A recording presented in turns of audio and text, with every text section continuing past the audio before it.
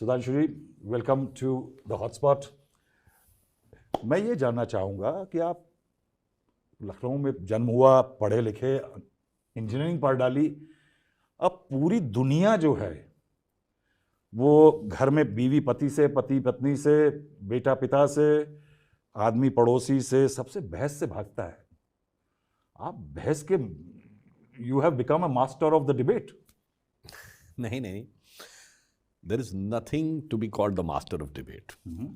Whosoever is born in India, and particularly in Hindu tradition, he has to have some inculcated inherent capability of debate.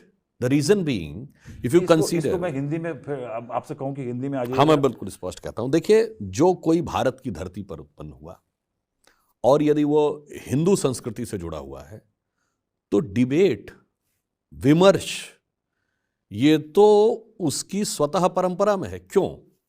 अगर इसको एक religion के रूप में कहें तो दुनिया में बताइए जितने भी रिलीजन हैं उनमें कहा जाता है डिबेट का स्कोप नहीं है मेरे भाई।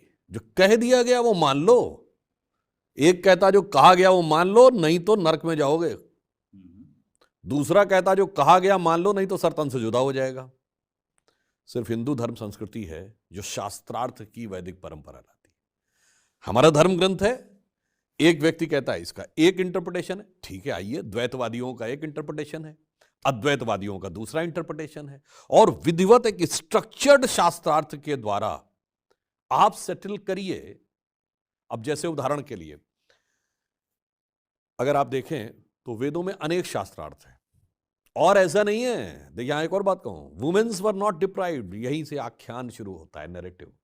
क्या false nasty narratives have been build up in India कि साहब वुमेन को पढ़ने नहीं देते थे, उनको नहीं करने देते थे। 21 से अधिक वैदिक ऋषिकाएं हैं। याज्ञवल्क्य और गार्गी का शास्त्रार्थ है।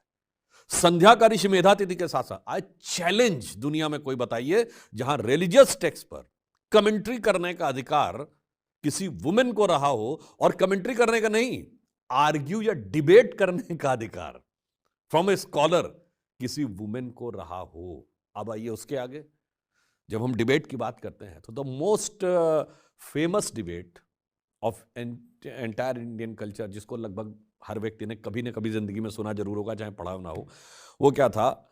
शंकराचार्य और मंडन मिश्र का शास्त्रार्थ। ठीक, उसका जज कौन था? मंडन मिश्र की पत्नी Ubhaya Bharati. Then again I challenge, पहले तो मुझे कोई ऐसा धर्म बताओ जो शास्त्रार्थ की अनुमति देता हो, और उसके बाद ये बताओ कि